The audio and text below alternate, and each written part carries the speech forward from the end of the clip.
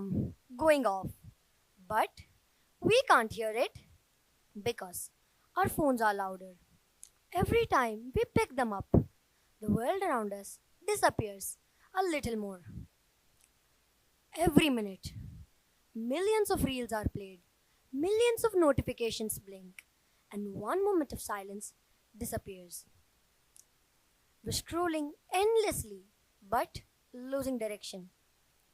We're connected to everything, but somehow disconnected from ourselves.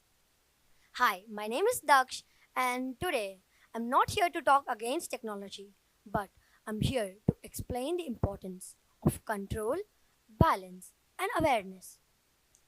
Because the truth is, we don't need to destroy technology, but what we need to do is we need to stop technology from destroying us.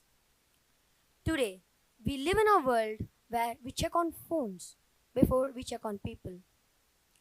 We say good morning to our screens before we say to our own family. We eat with phones beside our plates as if silence has become unbearable. Today, we live in a world where happiness is measured in likes, success in streaks, and friendships in followers. But this isn't even the scary part. The scary part is that we're teaching the upcoming generation that connection lies inside a rectangle of glass. Technology was meant to serve us, but somewhere along the way, we have started to serve it. Every beep, every buzz, designed to hijack our attention. And attention, my friends, the new currency of control. We aren't running out of battery, we're running out of presence. So, then another idea came.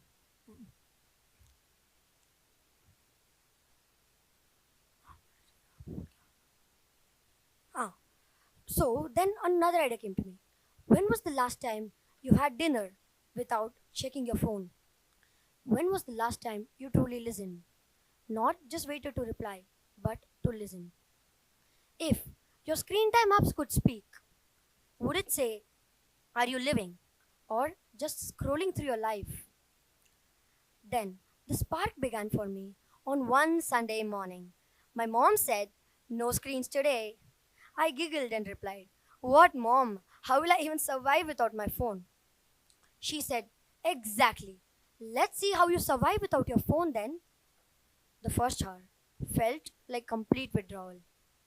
Then something shifted. I smelled the breakfast that my mom cooked. And then she asked me, feeling bored? I said, yes, a little. She said, good. Boredom is the birthplace of creativity. So I went cycling, played cricket, and laughed until my stomach hurt. And for the first time in months, looked up at the sky instead of a screen. That one no screen Sunday changed me. And that day, I realized two things. One, I wasn't addicted to technology, I was addicted to distraction. And when I disconnected, I didn't lose anything. In fact, I found everything. Today, our attention is being auctioned every day, every second, every ad, every ping, every scroll, designed to hijack our attention. So, it's high time that we invest our attention where it truly belongs, into moments that matter. So, one day, I asked a group of kids, what do you hear when you close your eyes? One kid hurriedly replied, I can't hear anything. It's too quiet. Similarly, like that, when our phone battery dies, we get anxious, not because we've lost the device, but because we've lost the ability to be with ourselves. And in the meantime, we've also forgotten that silence isn't empty, it's full of answers. That's when another spark flickered in my mind. Project Reconnect. Project Reconnect isn't just for teenagers because digital balance isn't just a teenage problem, it's a human one. Project Reconnect is simple, stands on three pillars: pause, presence, and purpose. Pause. Take micro breaks after you watch screens. Even 10 minutes count. Presence. Replace one scroll with one soul interaction per day. Purpose. Use AI tools, technology, not as a trap, but as a tool. Imagine all offices having a mindfulness minute at every day 4 p.m. sharp. No screens, no tech, just breathe. Imagine schools awarding children, not for perfect attendance, but for present attention. And that's the revolution we need, a human one. Now, I want to try a tiny experiment with you all. So, today, when you get back home, place your phone in a different room as you, but not to just stay away from it, to notice something. Maybe a smell, a memory, or even a face. Then share it with someone, not via text, but face to face. If we do it once, it is simple. But if we practice it daily, it becomes our muscle. This small activity isn't just anti tech, it's pro life. Now, imagine this if every one of us built this muscle. Dinner tables fill up with laughter, strangers in trains trade stories, and kids watch sunset without filming them. This small practice isn't nostalgia, it's about reclaiming humanity. That's when an idea came to me. What if we paired this whole digital detox to kindness?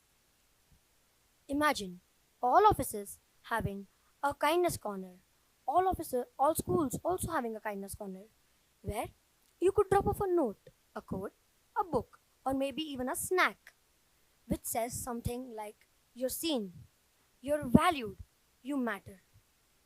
Because technology connects us to the world, but kindness connects us to each other.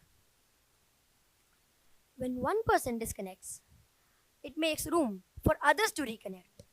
When one person looks up, others follow the gaze. Kindness, it is just like Wi Fi, spreads invisibly and changes everything that it touches. So, we don't need to wait for change to come from great leaders. We can be the spark of it right here, right now. So, we've built machines that can think faster than humans, but forgetting how to feel. We're chasing followers, but losing faith. We're chasing speed, but losing stillness. And maybe this is our last call to wake up before humanity forgets how to. So, it's time to set alarms, not for meetings, but for memories. To schedule time, not for work, but for wonder. Let's redefine connection, not as Wi Fi, but as why I speak kindly, why I listen fully, why I live deeply. The next revolution will not be about faster internet, but about deeper intention. So, for all of you sitting out there, I invite you to disconnect for a while, to reconnect with what's real. But wait a moment. Here's a common mistake that everyone fears to admit. We think it's easier to double tap a photo than knock a door. We think it's easier to share a meme than say, "I miss you." We think it's easier to stay online than stay honest. And maybe that's why we're drifting. Not because technology feels powerful, but because vulnerability feels harder than scrolling. But now, imagine this. What if we give the same attention that we give to our gadgets, to our relationships? Just imagine if we checked our relationships the way we check our battery percentage. And just imagine if we updated our emotional world like we update the app on our phone. The world doesn't need faster replies, it needs deeper responses. It needs eye contact that doesn't glitch. It needs presence that doesn't buffer. And if we don't make this shift now, we risk raising a generation that does know how to swipe but doesn't know how to soothe. A generation which can connect instantly but can't communicate deeply. A generation which can build avatars but can't build relationships. So, I conclude by saying that in a world full of noise, you can be the pause. In a world full of motion, You can be the meaning. And in a world of connection, you can remind people what it means to be human again. So, as I leave the stage, I want to talk something other than this change. It is about a one tiny spark. And that spark isn't present in our phones, our apps, or our gadgets. It is within us. And when we choose kindness over chaos, real change over real change, we become that spark. So today, I invite you all not to just be the change, but be the spark that brings it alive. Because connection isn't found in your feet, it's found in your heart. Thank you.